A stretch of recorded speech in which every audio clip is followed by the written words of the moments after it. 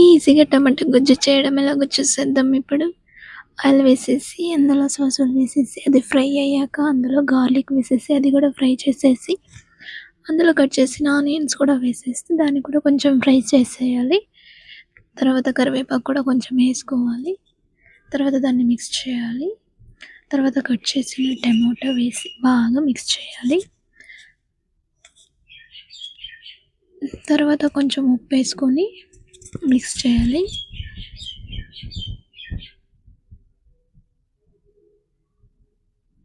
బాగా బాగా కలపాలి. అండ్ కొంచెం సాంబార్ పొడి కూడా వేసేయాలి. సాంబార్ పొడి వేసి బాగా మిక్స్ చేసేయాలి. వేసిన తర్వాత కాసేపు ఉడకాలి. టమాటో బాగా ఉడికితే బాగుంటుంది టేస్ట్.